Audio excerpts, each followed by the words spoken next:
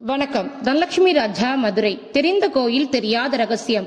அருள்மிகு திரிபுர சுந்தரி சமேத தென்பாண்டி கொடுமுடி மகுடேஸ்வர திருக்கோயில் மற்றும் வீர நாராயண பெருமாள் திருக்கோயில் கொடுமுடி ஈரோடு மாவட்டத்தில் காவிரி ஆற்றங்கள் அமையப்பட்ட பழமையான மும்மூர்த்திகளை கொண்ட இத்திருத்தலத்தில் தீர்த்தம், மூர்த்தம், தலவிருட்சம் என தனி பெருமையை கொண்டது எனவும் இத்தல இறைவனார் மகுடேஸ்வரர் மற்றும் கொடுமுடி நாதர் என்ற திருநாமத்திரு நம்பாள் திரிபுர சுந்தரி வடிவுடைய நாயகி என இங்கு பிரம்மன் தனது தோஷம் நீங்க தல விருட்சமான வன்னி மரத்தடியில் சிவனை பிரம்மன் வழிபட்ட தலம். கோவில் உள் நடுவே வீர நாராயண பெருமாள் மகாலட்சுமி இத்தல இறைவனாரை வழிபட்ட தலம் என்பதும் இங்கு கோயில்கள் மூன்றும் தனித்தனியாக காணப்படுகிறது.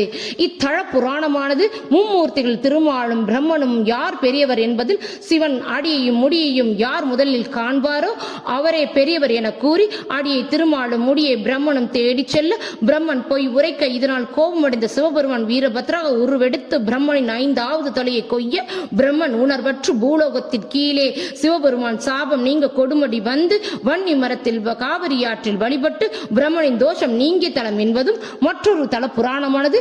ஆதிசேஷனுக்கும் வாயு பகவானுக்கும் யார் வலிமையானவர் என நிகழ்ந்த போட்டியில் மேரு மலையிலை ஆதிசேஷன் பிடிக்க வாயு பகவான் தனது பலத்தினால் மேரு மலையை சிதறிய துண்டுகளில் 7 ரத்தனங்கள் பூமியில் சிவலிங்கமாக மாறியதில் வைரக்கல்லிலான லிங்கமானது கொடுமுடி தளத்தில் இறைவன் சுயம்புவாக மகுடேஸ்வரராகவும் சுயம்பு வஜ்ரலிங்கமான திருமேனியானது கொடுமுடி நாதரின் சிகர வடிவிலும் அகத்திய பெருமான் தழுவிய விரல் பதிவுடன் காணப்படுகிறது.